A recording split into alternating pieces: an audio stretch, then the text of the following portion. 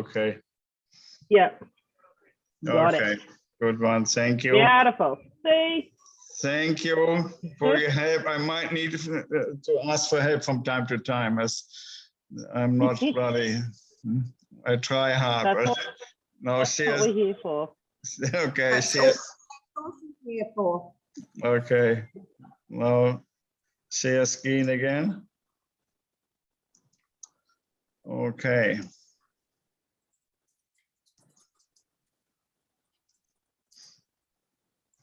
We might as well start. Right? How many have we got here?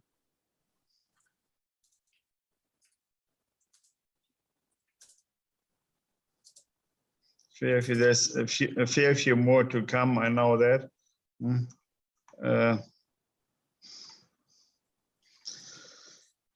No, I like. What can you see on the screen? Can you see also my? Okay. Okay.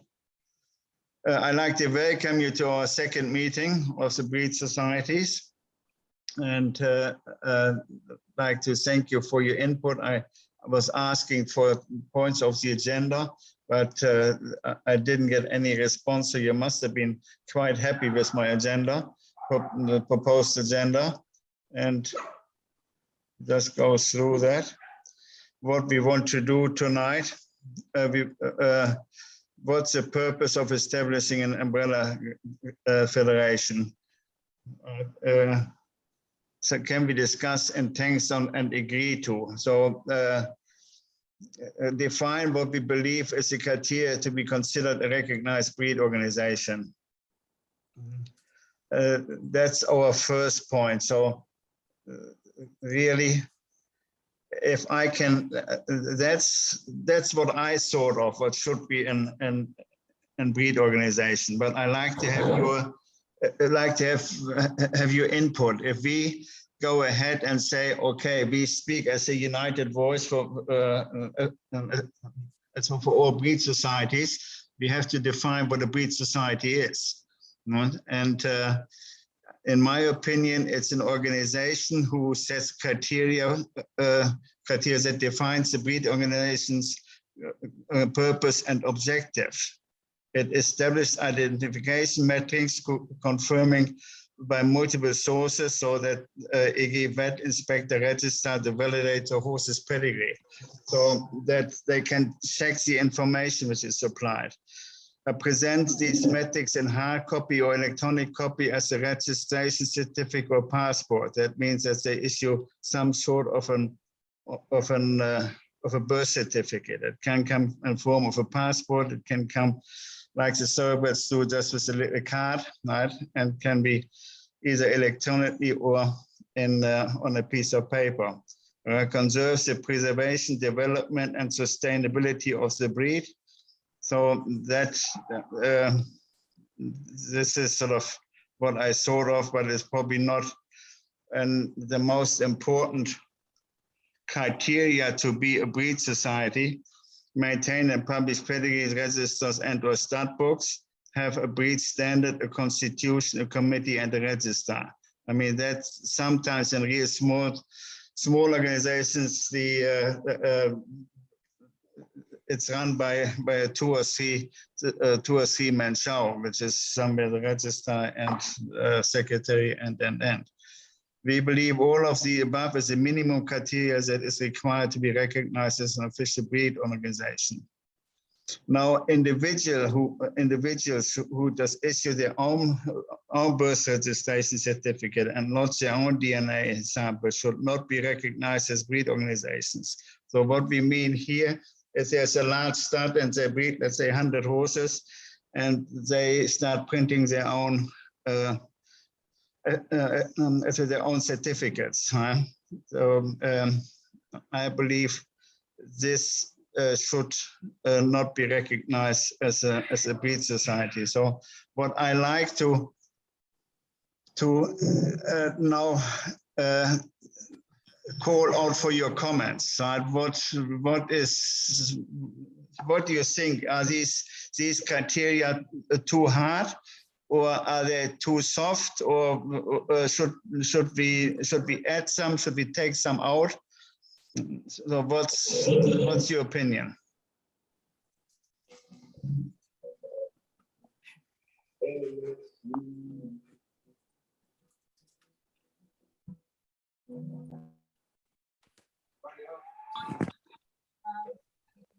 did not know you like many others, but I did know you was competitive.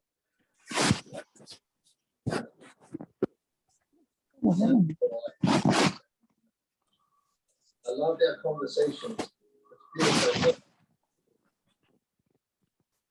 Hang on, I can't hear anything at the moment.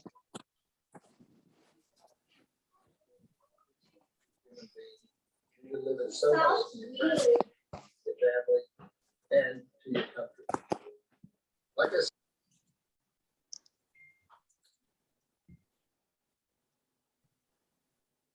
You there, Early?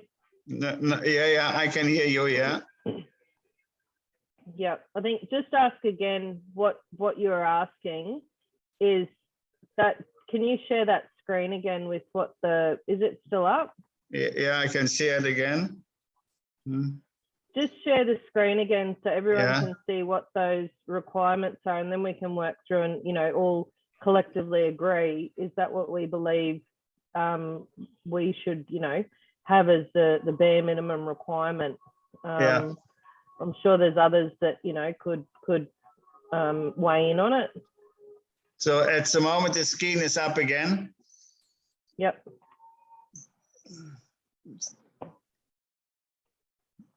So can we have any? So who is here? Who is here? So who represents the breed organization? There's David Quick, Yeah. Australasian Horse Association of Australia. Yeah. Hughes, Trainers Australia. Victoria from Connemara Society of Australia. Yeah. Paul Groves, the Haflinger Horse Breeders Association. Yeah. Ali Jeeves, the Irish Draft and Sport Horse Society of Australia. Yeah.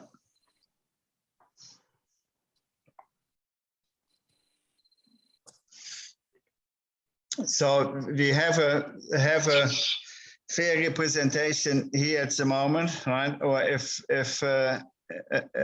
you want to speak up, I would think if I missed any, right, and you want to also put your name down, please say it now.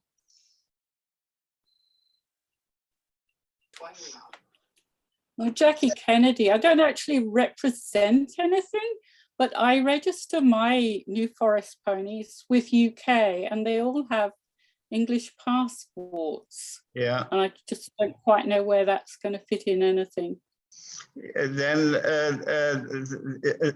I would think that the English organization would be classed as a breed society. Yeah. Yeah. But we're just a promotional group for them. I'm a member of there, but here we're just a promotional group, and we, you know, like to be able to run competitions. We did run some dressage competitions in the past, and the Mountain and Moorland show at Barrostock we did for 3 years, run it. Which is where I sort of was saying to you, the issue is insurance and being joined to some other body as an affiliate or whatever. So currently,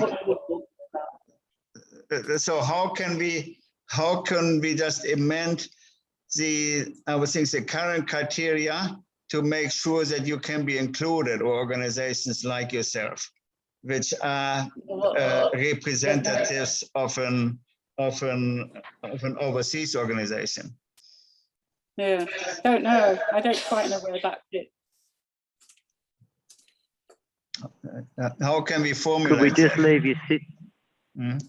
Could we just leave a sit there and have a think about it so that we can try and include them? Yeah. Yes. Because just right now we won't be able to solve it, but if we could welcome them on and just let them be included, and we'll see what we can do to work them in. Okay. Yeah. Good That suggestion. sounds Yeah. excellent. I was That because sounds very good. we want to try to include them all. Right? Yes, yes. Because it is because you are just connected to an overseas organization, which is perfectly fine. So we just have to find the right wording for that, and we put that to the side for the time being. Okay, anything else with regards to comments? I think the majority of the breed organisation representatives here tonight can all agree that what's on the screen is what is required, or what they have in place, as a breed organisation. I think we scratch out one breed and put another breed in. You've still got this idea of, we've got some sort of breed standard objectives, etc. We have inspectors, whether they're local or international. We produce registration certificates or passports, whether they're electronic or in hard copy. We all collectively have one thing in mind, and that is to keep the preservation of the breed that we all each individually love. And to be able to do that, we ideally have some sort of stud book, pedigree register, database, whatever system we have in place to keep a score of what those horses are, who's breeding them each year, who owns them, when they're transferred to new people, yada yada. So I think what Uli's saying is there anything there extra that we've missed that you believe from your own personal breed organisation should be there, added to that list? Either that or taken away. Right? Are we setting too many criteria? Are we too harsh? Do all these people who represent breed societies, would they fulfill these set of criteria? Well, basically what has been said is correct, and just add to that promotion of the breed as well, and really the rest will sort of unfold as we go. We might add or we might subtract what we think as we go, if we get a working group going. Okay. I think that will unfold. What's necessary and what's not will be either added or deleted. Okay. But I think it's pretty comprehensive in a general sense. So, yeah, good suggestions for those. Uli, I would just add there that there's no reference to the sport. So we're participating at both amateur, professional, Olympian level. So we represent and breed horses for whatever the criteria may be for our selected membership.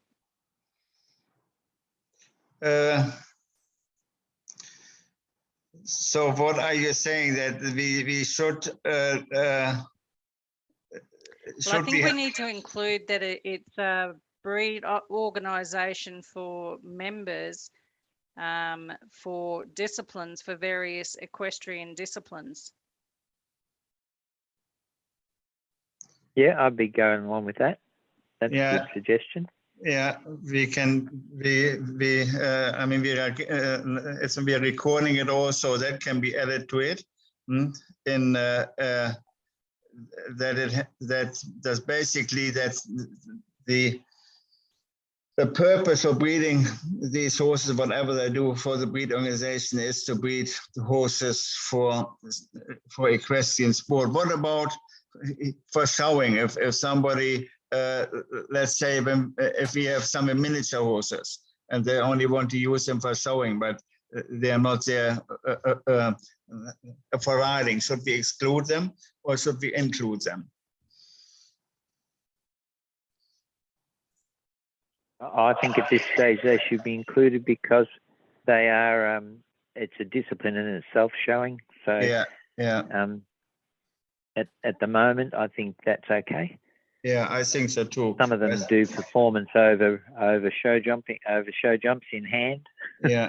and all that. So, which is That's so right. I think that's What Ul is trying to achieve here, I think, is that with the idea of this federation, you know, we have organisations that are recognised breed societies, associations, organisations, etc., that, you know, have, as we said, a list of, you know, this is the criteria that makes them who they are. And what this isn't designed to do is accept the people that, you know, don't believe in a breed organisation and are quite happy to build their own breed certificates and send them to the new owners, and the new owners are of the belief that they are a registered warm blood or registered Irish horse or whatever, because the stud has actually provided that. You know, they've provided the DNA, they've provided a birth certificate, but it's actually not a registered horse with any form of organisation. And so I think what he's trying to do is develop what set of rules does this idea of a federation need to say, well, yeah, you're a breed organisation over there, but actually, no, you're not over here. You're just a one-man show that's trying to convince people that you're a breed organisation. You see, Am I right, Uli? yeah. as an example, I just got a question in from the Australian Brumby horse. Or what if you are a non-breeding society register? So that's, I believe, you are recording horses which are being caught from the wild, and takes their markings and just identify them, but you wouldn't know their breeding, you wouldn't know anything about it, right? But that is a starting point, and somewhere we have to be, because these horses, they might go into other breed societies to breed a pony or a horse or whatever. So I think we have to find there a way to allow that to be part of the system. So we don't actually promote breeding ourselves, and yes, the horses are trapped from the wild, and there's certain criteria that are actually constitutes a Brumby that will actually allow in the register, and we don't allow crossbreeds in the register and so forth. So we still have a criteria, but we actually don't promote breeding itself within the Brumby groups.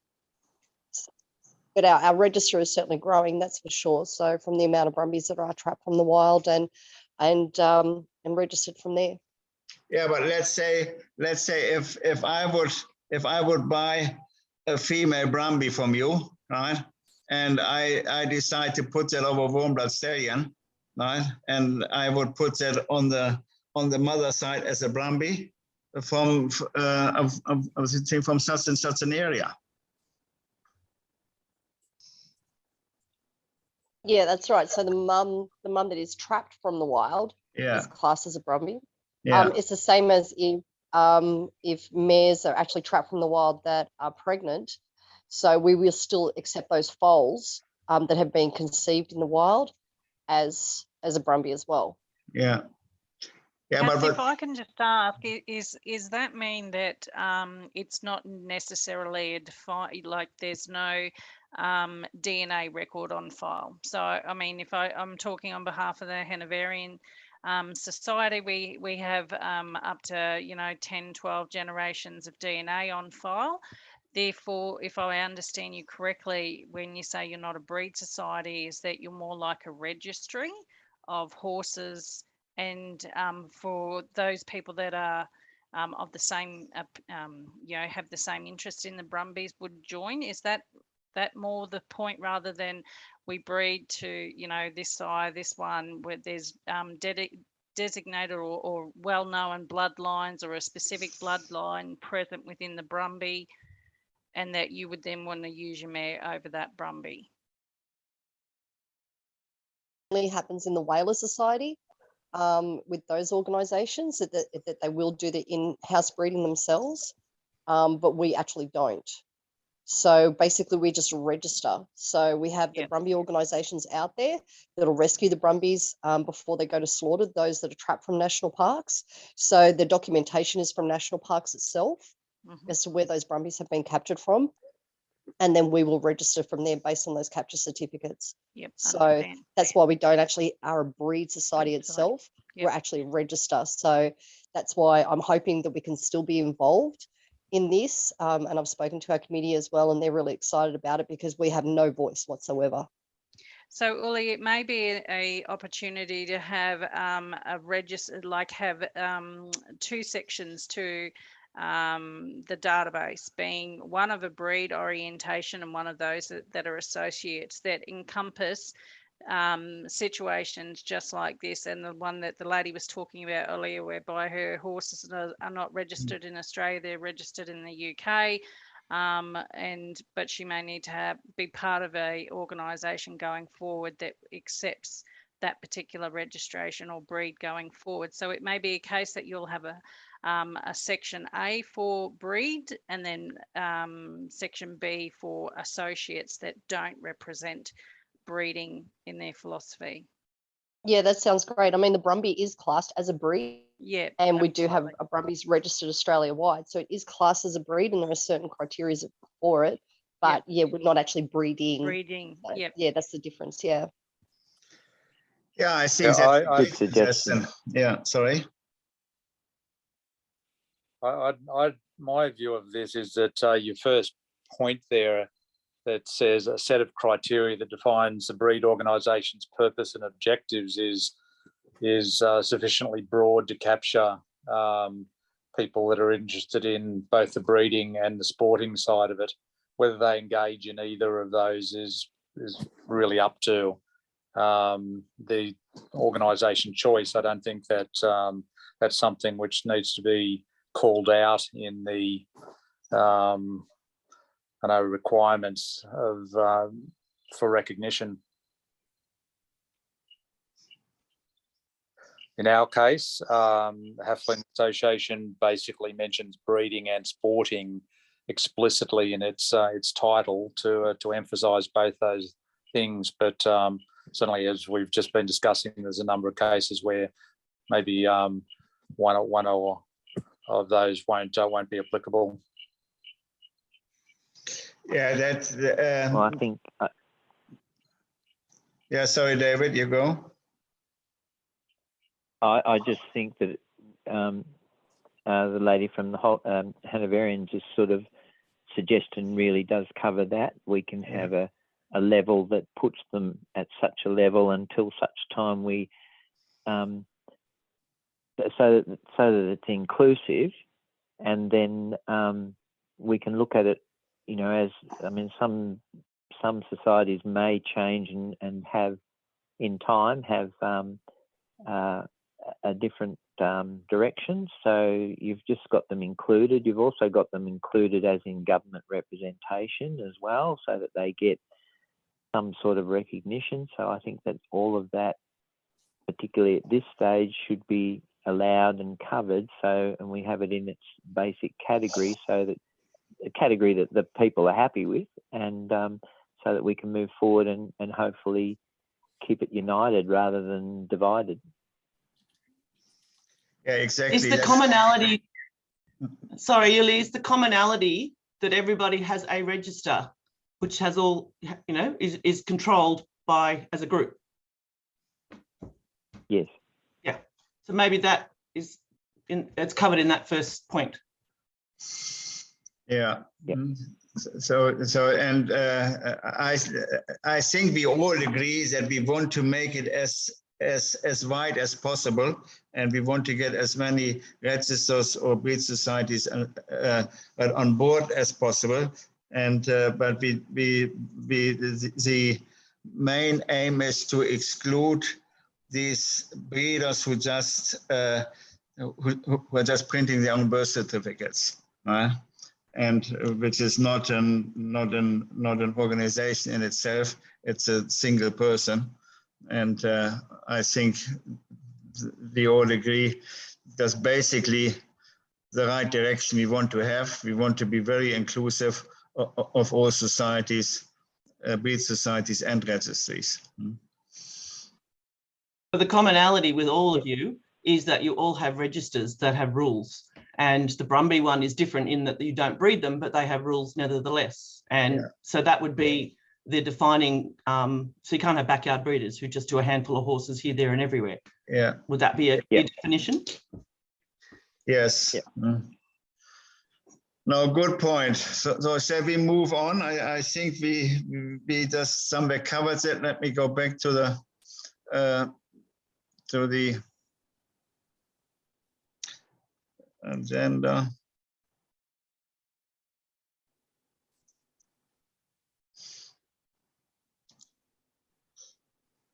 Share screen.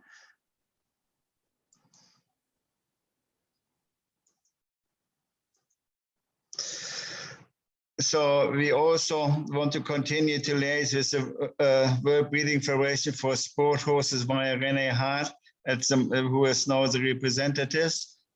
So basically what it is, we want to be somewhere connected to the rest of the world.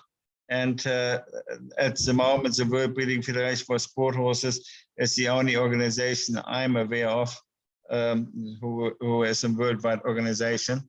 Can I have any comments on that? Or Renee, would you like to speak to that?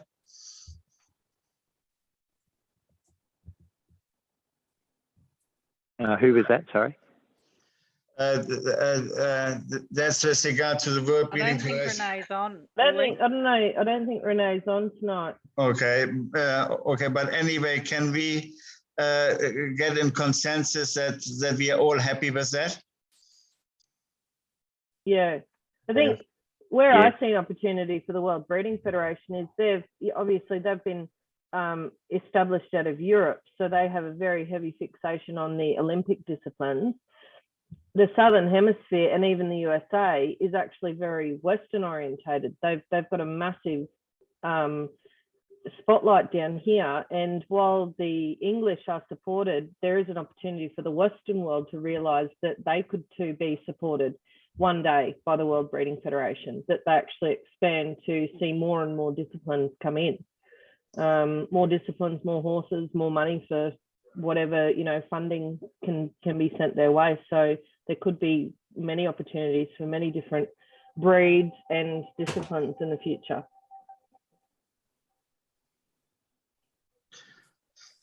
With the World Breeding Federation, is that only warm bloods or does it include pony breeds as well? Let's say there are members in that stud book who are for warm bloods and ponies.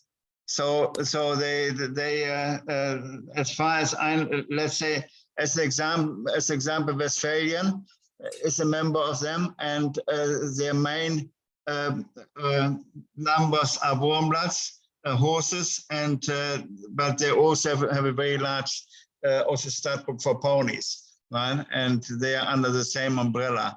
And I think I would think because of that also that ponies are included. Okay.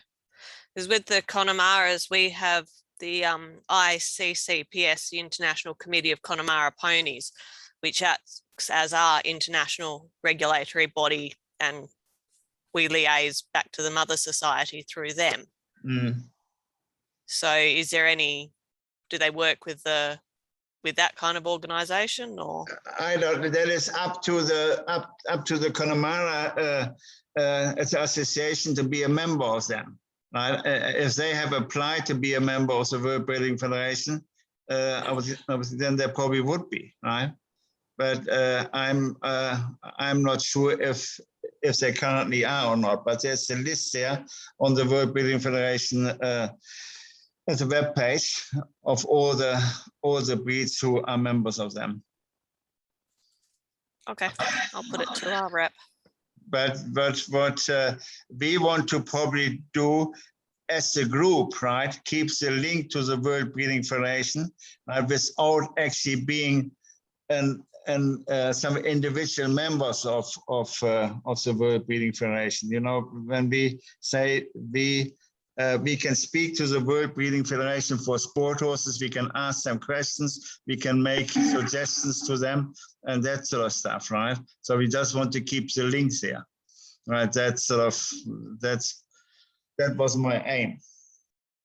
Okay. So are we all happy so that we keep the link to the World Breeding Federation for sport horses? Yes. Yes. Yes. Next point, all these points under point 1, that is something which we want to try to just embed into the as a constitution, to say the purpose of the whole umbrella federation is this and that, right? That's our aims. That's what we want to do, right? And that's why I just wanted to have a full consensus before we even do the some of the working group to work out sort of how do you feel about this, right? If you all feel in agreement with it or not. The next point would be lobby performance peak bodies to only accept the full pedigrees of a horse if a recognized breed certificate or passport is supplied. So are you happy with that? Yep. Yes. Yes. Good. Yes. Okay, just encourage breeders who aren't registering to do so. That means a lot of horses are not being registered at all at this stage, right? So we have to find way to try to motivate them to do so. And I think when we form it, like we discussed in our first meeting, when we pull together and we speak as one voice and we create statistical information, I think these are all drivers for breeders to register their horses. So has anybody else some ideas of how can we achieve that?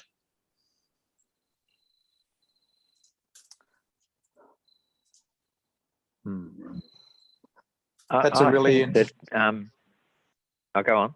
You go. I was going to say that's a really interesting point, because certainly we encourage all breeders of Haflingers to be members of their local association, which in turn is affiliated with the World Federation of Haflinger Breeders.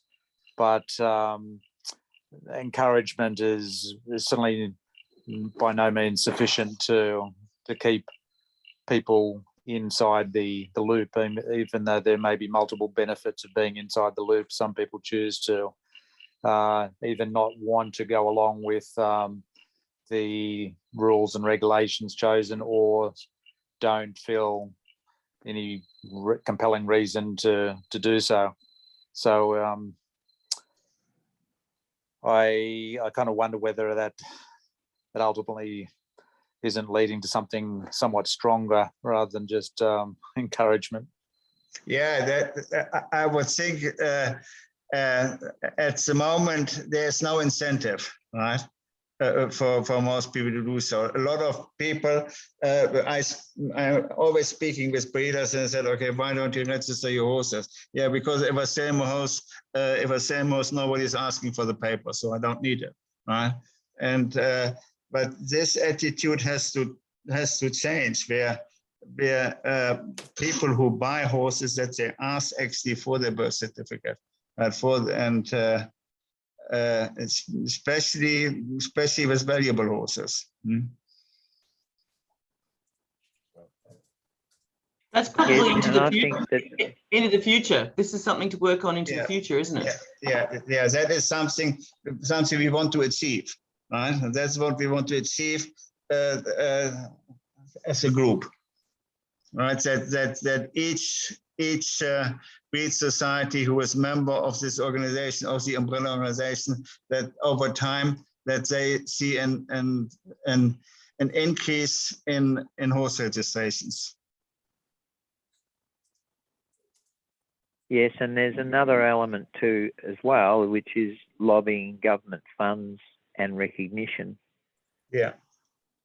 So that's part of it as well. That's part of the reason, and perhaps that will then start. I mean, they're starting to think about a lot more about welfare and other issues.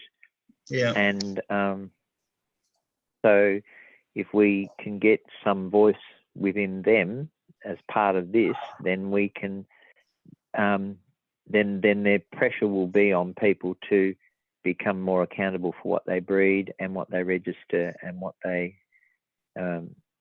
benefit. Then there's a better benefit out of it. Yeah. Without, you know. No, that's right, David. It's. I think we will get there. Right. It will take time, but with the points we just spoke about, then I think it will increase. Is there somebody else who has some comment on this, or how some ideas on this? I'll comment that I think it would be great. Like at the recent dressage and jumping with the stars, there were a number of Connemara partbreds and one that was actually down as a purebred, and none were registered. And it's so disappointing to lose the recognition of the ponies out there when you've got breeders who are trying to promote them, and then you got people who will just call any grey pony a Connemara. That's right, but that's also that. So the pressure is also coming from the World Breeding Federation for sport horses to the FEI, right? Because I think we are not too far away from that we will be successful to say, if you want to register your horse with the EA, you have to prove it through a birth certificate from a breed society or passport or electronically or whatever. Right? Not that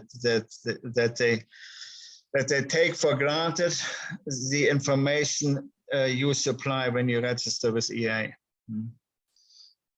Yeah, it's almost a laugh in the face for all the breed organisations. You know, we all go out of our way to make these organisations happen, to get registrations happening, to get shows, and then the big peak bodies swoop in and someone says, yep, my horse is by this horse out of this horse. I didn't bother registering it because I didn't need a blue ribbon at the local show. And the peak bodies go, yep, we'll take that on face value, not a problem. And it's all of our hard work undone. Yep. So there's a point to lobby as a group to the peak bodies. Yes, yes. Yes. Yes. I think it goes down to education too. I think, well, yes, it's you know, yes, we've got to encourage breeders, but I think we've got to educate all parties. So we're not just trying to push our agenda; it's education and the reasons why. So the riders play a big part in it as well. And you know, I don't know one breeder that doesn't have an argument or a stand-up robust conversation with riders. The riders, some don't bother or don't care what their horse is registered, because as far as they're concerned, they're not going to the Olympics. They don't want to have a passport. So they don't see the value in it. So I think it comes down to, it's not only encouraging the breeders who to register, it's educating the riders and to the reasons why we want this. Exactly. Do all people need to think about their ponies and horses? I mean, can they not all be microchipped? When you look at what you have to do for a cat or a dog, and a horse is a lot more valuable and important, and you don't have to do anything. And a change in Australia, not in the not too distant future, Jackie. It needs to. It's in train. Yeah. It's in train, which is why this group's forming, so they have a voice in it. Yes. I've just got a question. How is this going to be different to the organisation and the money that the government's already put in to the other body that's gone forward? How is this group, how are we going to differentiate ourselves between those two? You'd be a voice talking to the group. The group's really just looking at the big picture, and they're really at this stage just looking at picks. And I don't know if anyone attended. Agri Foods did a webinar yesterday on the National Data Exchange platform that the government is currently having put out to tender to share it's all food and fibre at the moment, but it feeds into biosecurity, so horses are going to be in there somewhere. So they're beginning to put money into establishing data sharing. So that's sharing data from all the different existing registers. And so 5 companies presented cases to this webinar. And the things that you can do are limitless. You can share from the Connemara to the Hellfingers to the World Sport Horse. I mean, anything is possible. And so the working group is at its infancy because they're just sort of thinking about, well, what are the sorts of things that we need to be able to communicate and share with permission at certain levels across a huge data sharing situation. So it's very rudimentary. And I was moved to join your group, even though I'm not a horse person, because I wanted to encourage you to join together to put forward the benefit of your experience and what it is that you expect and want out of everything for your horses. Individually, you get overlooked often, but as a group like the Australian Horsemanship Council, you might get a seat at the table as a group to put forward ideas and influence what happens as we go forward, because this isn't going to happen tomorrow. It's going to take a long time. I had feedback in regards to a survey that the DPI in Queensland, it's no longer called DPI, conducted, asking based on information that they had retained from EI, and they contacted client or people that had horses, asked them how many horses they had on their property, and a few other questions. They've subsequently received a bill.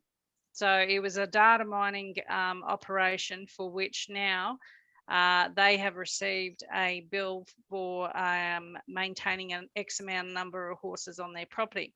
Now, I know I received that particular thing and I declined to participate because my background is in forensics, unfortunately, and so I am always skeptical of data mining of any type from a corporate perspective.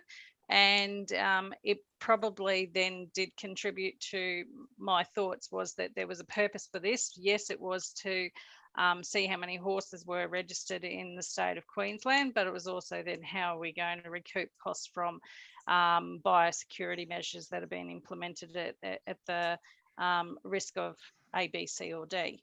So I think there is a reluctance of people to provide concise and clear data to anyone, through fear now that we're going to go down the path of you're going to have to pay for having these horses on your property, or breeders are going to have to pay to have an excise. And there's no one, I've lobbied my local government and members, and they've all avoided the question, and they won't say whether it is something that biosecurity are going to continue to do in the future. This is why it's so important that you get together as a group and form your objectives and become a lobby group, because your voices and your experiences. I've had some dealings with the Queensland Department of Agriculture, and I find them very, very difficult, and not necessarily, you don't see what they say one thing and do another. So I'm not surprised to hear what you've just said. I'm not saying that they're doing the wrong thing, but how they work, I can't explain. And so all you can do is be a voice as a group, because this is going forward and it's happening around the world, and it's going to happen in Australia. And maybe it won't happen for the next 5 or 10 years, but it's going to happen. So having the benefit of everybody putting in their experiences and their concerns, you've got more chance of doing that if you're a group of people who get together with your collective experiences to offer your concerns and help to influence what happens. Absolutely agree. Yes, and I think when we have a group, we can sit on the table with these people who are making decisions and make sure that it goes into the right direction and not the wrong direction, right? And that's our whole aim. And yeah, the other thing, I just got a question in with regards to horse registration. There's also a situation I'm currently in where I have unregistered stallions and mares, all very bred from registered stock, and I'm trying to register them, but no DNA verification, etc. I mean, this is a question which we don't, as a group itself, we don't want to get involved in, because that is something the individual has to take up with the breed society he wants to register with, right? So That's it. That's it. Ollie, that was me. My name is Marinda. Yeah. So the situation I have is that I have 2 stallions. One of them, his sire was KWPN registered, but he's now deceased. He was 22 or something years old. And there's no DNA sample for him because the requirements for the DNA sample weren't in place when he did his registration. And then, and I've got a couple of mare, I've got actually his mother and another mare and a different stallion, and all of them I'm really trying my best to have them registered with the relevant society. But because the person who bred them originally doesn't care whether or not they were registered with a breed society, just whether they can jump or not, then this situation will come along where even if they try and register them, it might not be possible because they're lacking some info. And I really want to do the right thing here. I really wanted to have them registered and have all my young stock registered. But it's just a little bit tricky, and I'm just an individual person. I'm not part of a breed society. But that's what I've come across trying to do the right thing. So there will be other people who don't care whether they're registered because they just want to compete. But if they come around to this way of thinking that they should be registered, they'll find that maybe they actually can't be because they don't have the right records. Does that make sense? Yeah, it makes perfect sense because I know it through the age group. That's it. I would think you always can register them, right? You always can register a stallion, and that's his name, and that's the marking what it is. But if you, I would think if you can't prove the breeding. I have registered them with, I've registered with ACE, but I can't prove the breeding because both the sires of both of my stallions are deceased. Yeah. So that is something which the breed society, in this case, that's what ACE has to put up with you, but you always can get a passport for your horse. If I would say if worse comes to worse, it would be written there as a sire unknown, dam unknown, right? But the more you can prove, right, and it's up to the breed societies to set the standards of what they take as a proof. But you can get your horse registered. You can get even a horse registered which has no breeding at all, because you can say. Yeah, thank you. I understand that, but then other people will say to me, what's the point of having it registered when you can't prove anything because it says unknown and unknown, even though I know who the sire and dam is. The dam is in my paddock and the sire is dead, and I know full well who they are, but because I can't prove it, it sort of seems like, not to me, I think I'm trying to register them. I have registered one, but other people on the same journey as me as such won't sort of go, well, why would I even bother when I can't even prove that that's their sire and dam? It just says unknown. That could be anything. I think Marinda, you've just answered your own question, because it's day zero. So if you've got no proof of who your stallion is, then it's, yes, you know who it is, but it's unknown on paper. It means that you do well with your stallion. You get out there and you promote him and say, his breeding is exceptional. His performance is exceptional. Breed with him.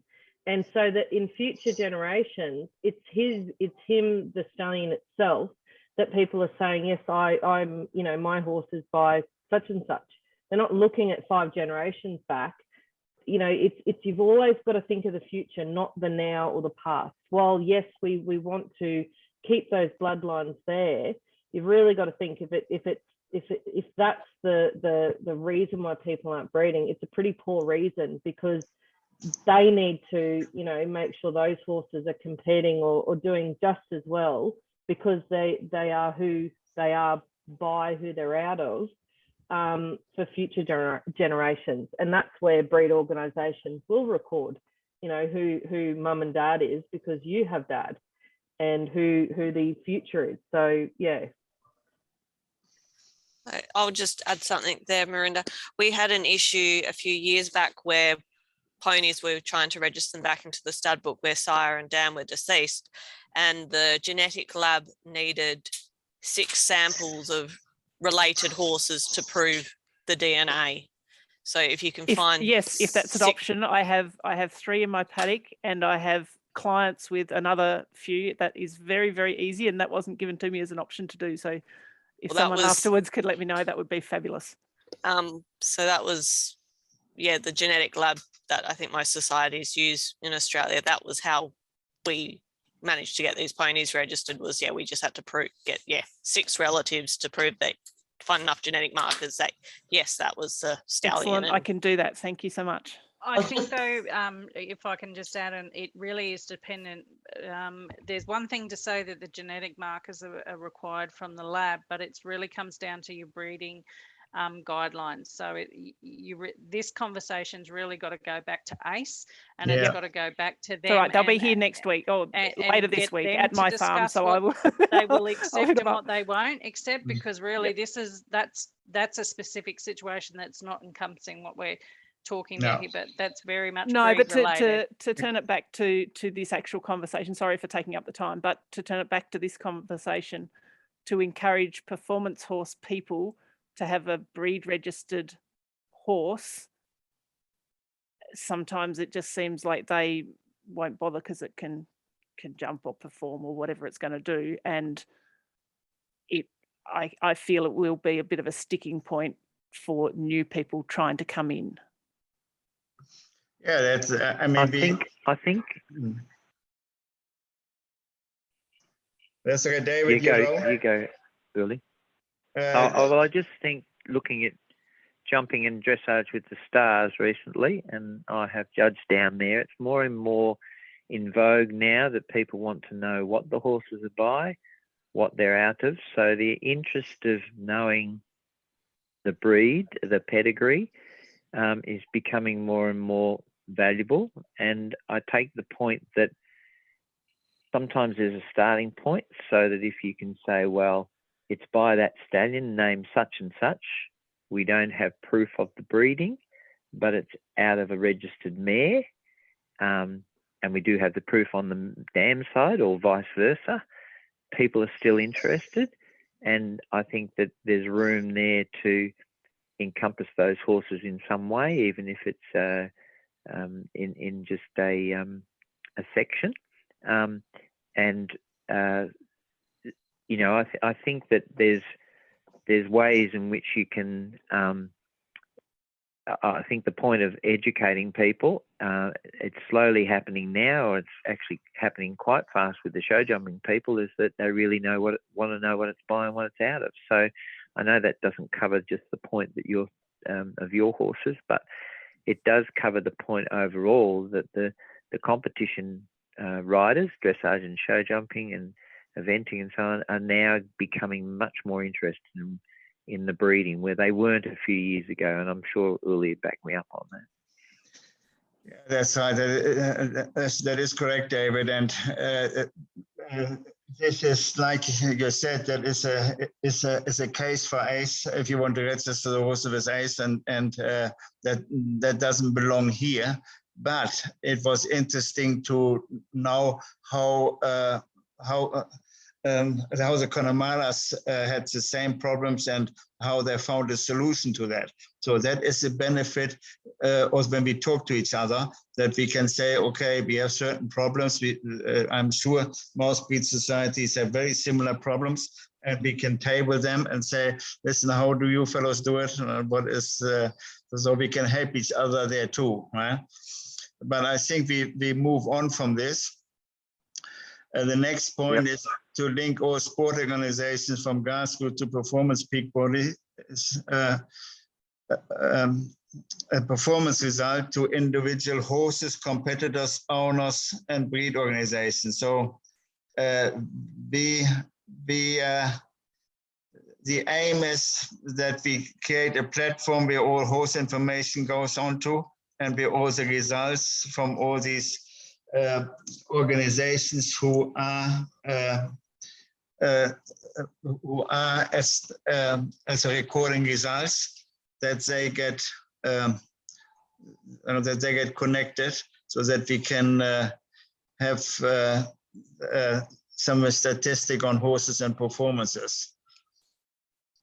That is basically what they have in Europe since a very long time, and that's how the whole standard of horses, especially in the equestrian industry, obviously increased dramatically. So can we have any comments on that, or can we agree on that we like to do this? I agree with it. Agree. Yep. Good. To publish annual statistics on horses and performances, yeah, we just said that. Now, how are we going to do that? How are we going to do all this? What we pretty much can agree what the umbrella federation should be doing, what's their purpose, and now how are we actually putting it into practice?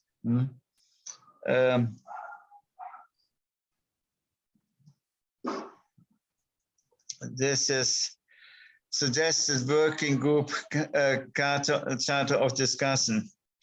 Recommend structure of an established legal entity. We should work out what we should have, the non-for-profit organization, a federation, an alliance, or association.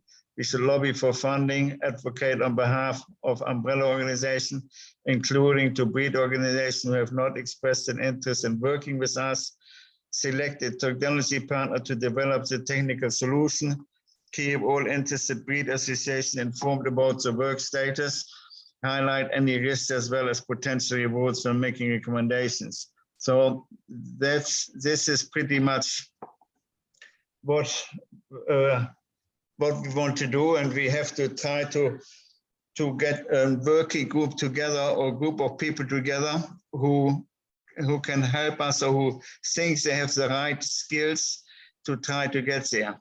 So who is there to put their hand up and for this working group?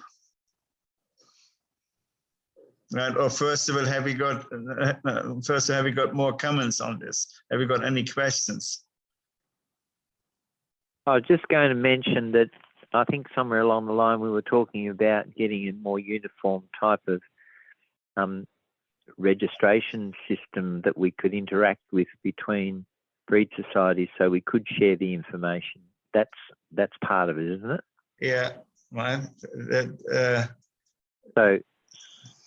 So that would help where people want to get onto a site or whatever and see what the Connemara's performances are, or the Holsteiners or the Hanoverians or whatever, yeah. Or the ponies, whatever. So that would be something we'd be promoting to try and get an interaction between the breeds, so that if I wanted to look up as a pony person what a Hanoverian was doing, I could get onto their site and have a look at it, or I could have a dual site or whatever it is that we could have the information. Is that one of the things, or have I got that a bit wrong? No, that's exactly what we want to do. That's what we want to achieve, right?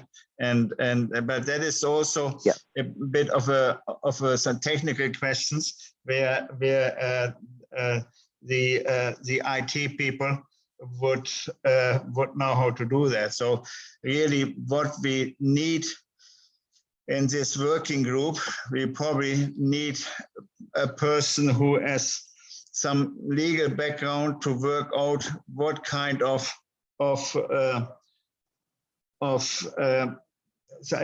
is that, or what kind of a group we want to establish. Let's say the technical part of it. Should it be an alliance? Should it be a federation? Should it be an association? Right? So on that, I'm not strong on. So we need somebody who has a legal background to give us some advice on that one. Then with regards to how to do it somewhere technically, there probably would be good to have a person on board who has some IT knowledge. Then we probably need somebody like yourself, David, who represents the breed societies, and we probably also need a person who presents a registry, and we probably also need a person who is at the moment not registered in horse side, so that we cover a lot of these points we want to achieve, right? So I like to have this up to an open discussion and just come up with ideas. And if people are here at the moment who can help us to achieve that and would like to be as a part of the working group, please put your hand up. And just keeping in mind that this is actually an interim group, like it's not a set group, so it's an interim group, so we have power to add as we go, or diverse a little bit as we go. So it's an interim group to get it started. Is that right? Yeah, exactly. That's what I had in mind. Yeah. Okay. Because we also have, we have to decide in that group how do we vote. It should be a very democratic group, right? And these are all the final details which have to be worked out. Yeah. Sorry, I think someone else was going to say something.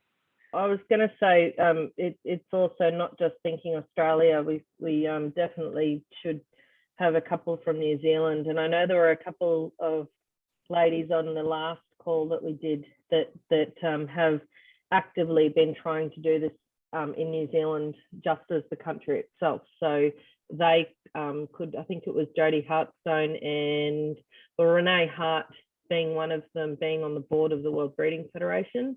And who's the other lady, Uli, that think about it? Hartstone, Judy Hartstone. There was Jodie and another lady with her.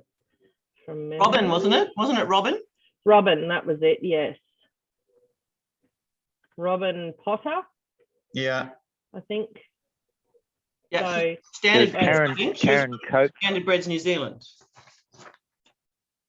Karen Copeland, was she there too? No, it's just Robin and Jodie last meeting. Robin and Jodie, Okay. they were from New Zealand along with Yep. Renee with the World Breeding Federation. Yeah, okay. Well, they had quite a good suggestions, so yeah, we should keep them involved. I do know it's 10 o'clock over there, probably why they're not on the call tonight. Yeah, and we probably lost a few because as the TV with Warney is on, and so tonight, so my timing was not very good. Yep. But anyway, I didn't know that beforehand.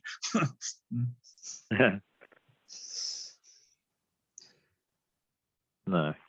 Well, I'll be prepared to put my hand up for an interim committee to help out. Okay, wonderful. Yeah, but if there's anyone else better, that's fine too. So no, I make a note. Okay, David, quick. Who else? Also, I can help from the legal aspect. Great. Thank you, Leah. Then Ollie, I can help. Janine, yeah. That's 3 already. We have also Cass from the Australian Brumby as a representative of the registry. Would you like to do that, Cass?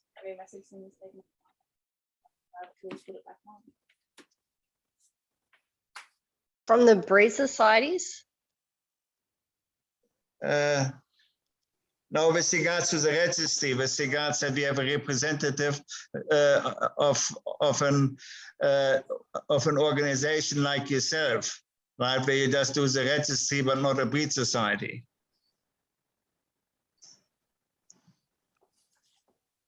Yeah, I wouldn't say I'm very good at at a lot of admin work, but I'll certainly help out where I can, for sure.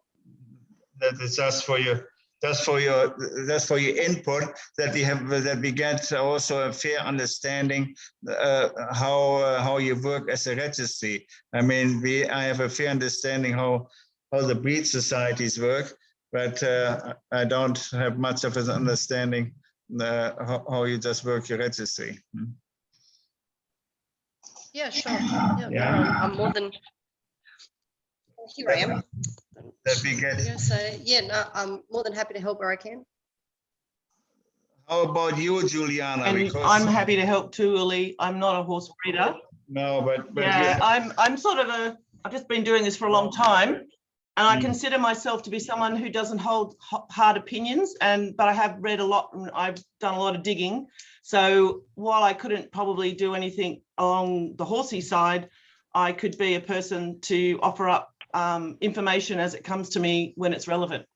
That's not exactly. Your knowledge is like really good. Yeah, because I mean, look, yeah, I'm excited that you guys are doing this. I'm excited that you're getting together, because everybody is something to add, and we can't all speak individually, but an umbrella group is just so needed. Yeah. I don't think people have researched all the systems and that from different countries more than you, Juliana. So you've got a lot of info. Well, I sat through 12:30 till 6:30 hearing about how you trace everything from lobsters to wheat to sheep to wool, and the beauty of data sharing and permission. So, you know, keeping things to yourself, not sharing things, giving permission. It's the sky's the limit. It's really amazing. That's perfect. If we ever want to do a lobster register, we know who to call now, don't we? These things are agnostic, you see. Uli, you've got a few in the chat saying that they're happy to put their hand up. They've just got poor internet. Okay. So we have Shanna, Jackie, Sue Davey. Oh, yes. Sue Davey. So the girls from the UK might have good insight into what works and doesn't work with their groups overseas that they're members of. That might be useful too. Yeah, we have. I think the only problem is you don't want it too wide to start with. If we get an interim group and of sort of key people who've turned up, whatever, then I think then you start to formulate just what direction you're really going to go, and then you can have the power to add. But if it gets too big, it becomes hard to put things to people. That's just my experience over the years, and I don't want that to cut anyone out, but I think it needs to be a set number of people basically that can just get together and start to say, well, is this part that we've discussed necessary, or do we delete it, or do we follow it up in a different way, and then present that back to people, and then you've got room to expand, you've got room to get a conversation going. Otherwise it goes off in other directions and it's very hard to get together. That's just my experience with a lot of committees over the years. That's right. We have to stay focused, right? And I was sort of thinking at first, maybe that's a group of about 8 people, but whoever has an interest of it, that we always can say, okay, what's your input, that we can, that whoever also put their hand up, that we can ask them and yes, and say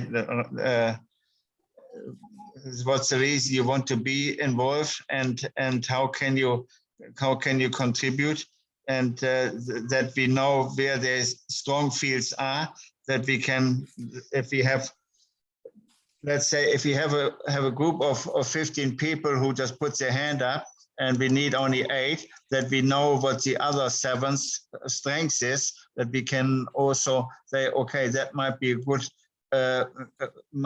question to put to so and so. You know what I mean?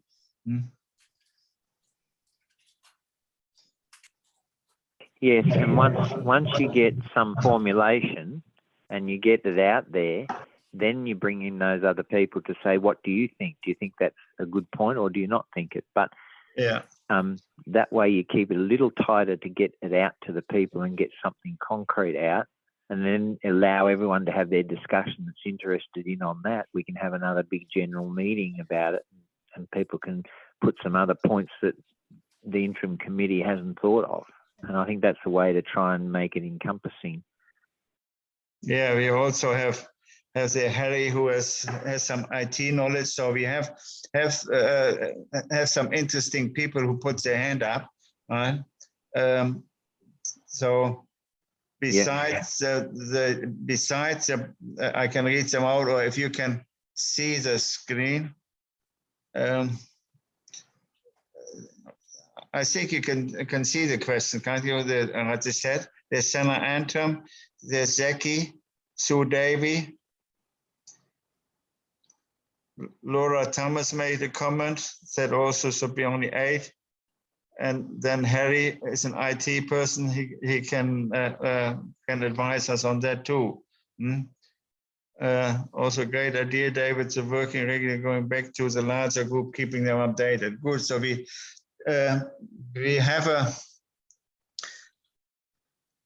have a group together of David, Quick, Leah, Giannine, Cass, Juliana, myself, and then how many is that? 1, 2, 3, 4, 5, 6, including myself. There's Sana Antrim, 7. You can, and then if we would take also Harry for the time being, who has the IT knowledge, then we have 8 to start on with, and then we have the have the other people on the list to consult and keep them keeps them also in the loop.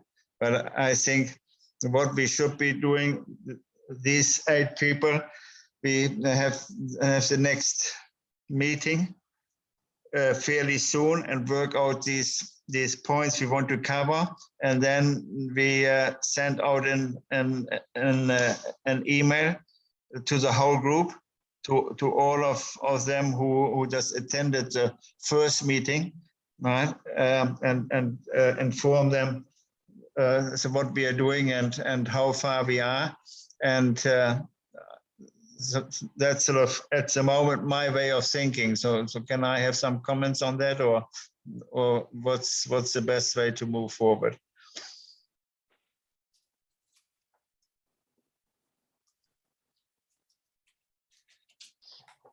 I think that it sounds good, and I'm quite happy if down the track, you know, there's better people to be on there that have more acumen in their field or whatever. So I think it's just to get it started, to get an interim committee started, and then get back to all the people that have shown interest, to include them, to keep them in the loop the whole time, and then they can make some suggestions towards those key points, and then we can get back and review it, and then that way you get a better consensus.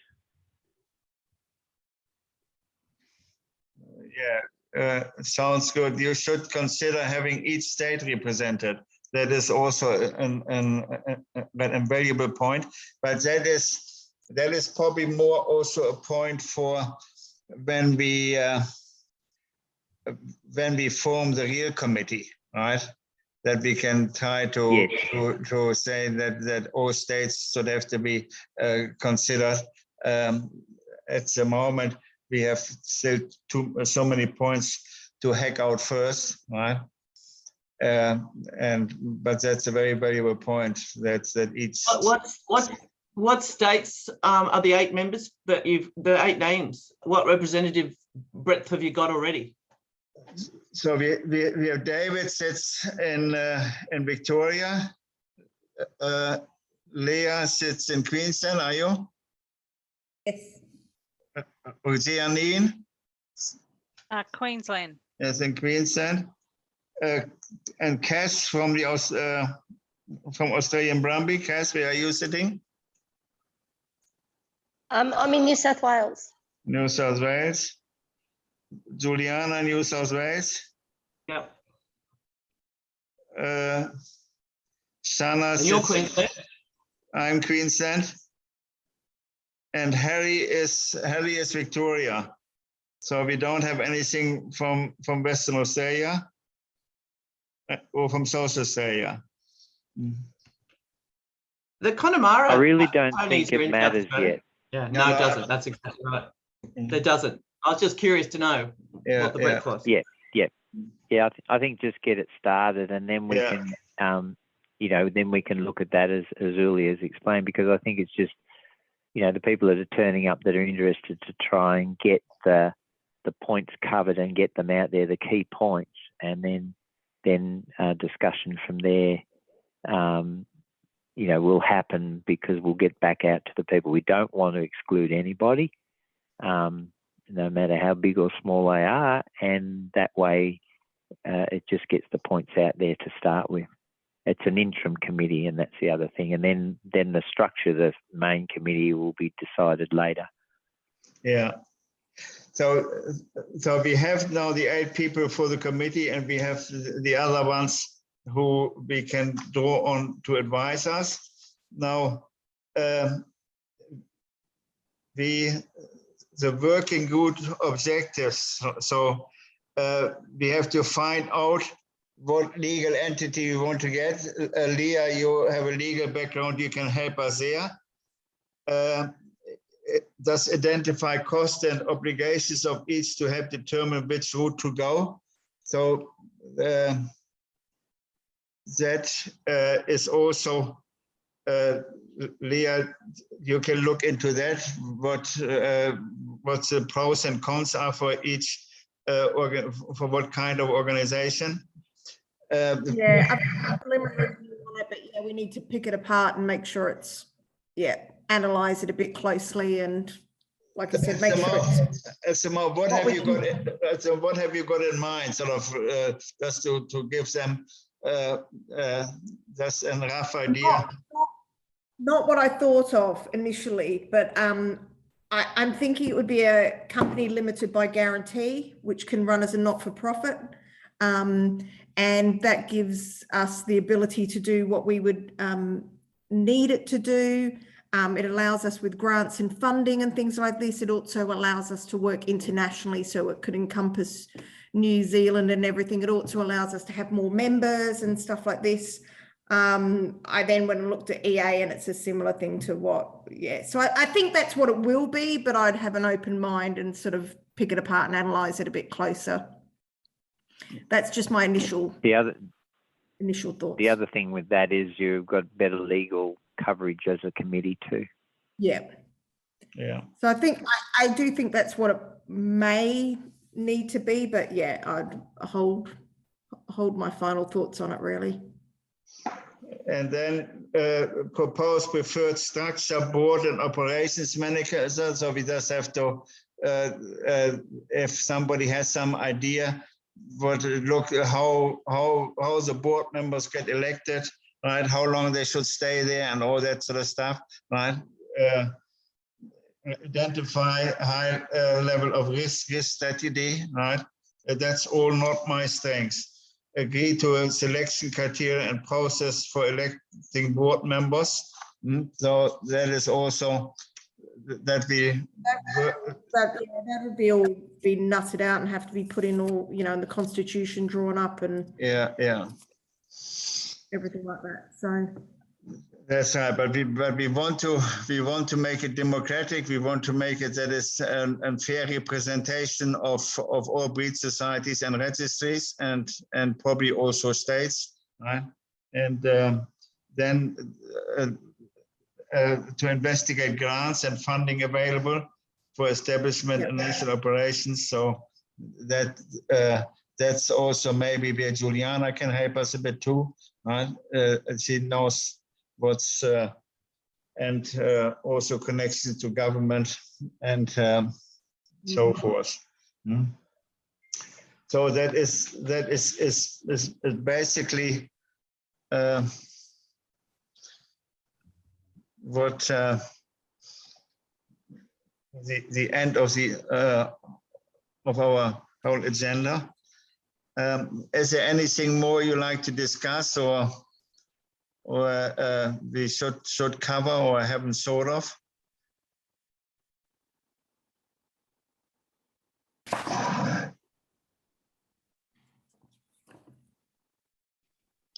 Then I will probably call for an Zoom meeting just for the 8 of us, if that is okay. And probably in the, I mean, what suits you? How long?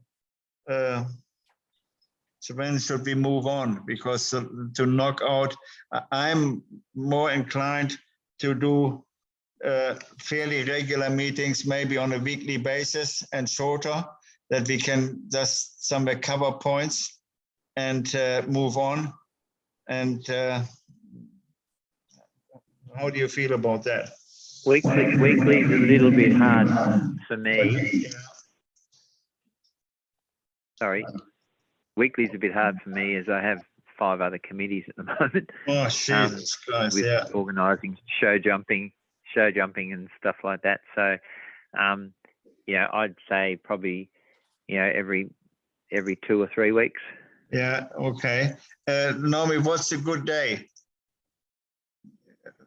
As this is Wednesday, no, Naomi, Wednesday is okay for you fellows, or certain days out, or not? And also, yeah. Then make it. Tuesdays are good for me, but. Yeah, Tuesday is good for me too. I mean, it doesn't matter. Tuesday's all right. Yep. Yeah. Okay, then we do it. The first one, Tuesday in 13 days. That would be in May. 12th of April? Yeah, that's right, 12th of April. 12th of April, same time, all right? Mm-hmm. Yep. Is that okay? Okay, yep. Now you still have the agenda, and so have a think about what how we should set up, and that we can.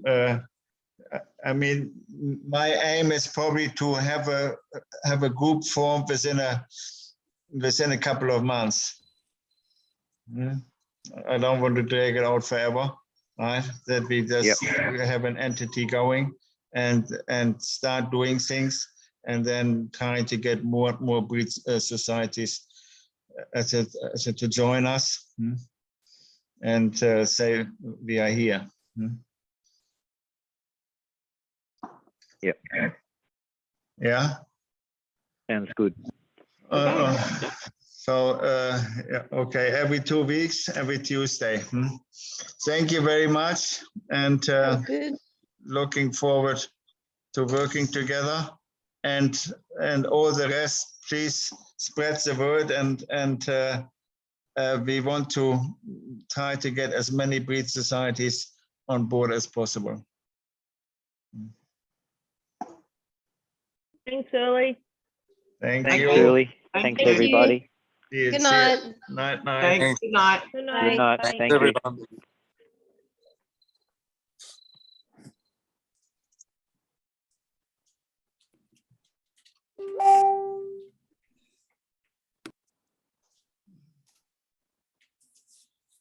Where's Steve?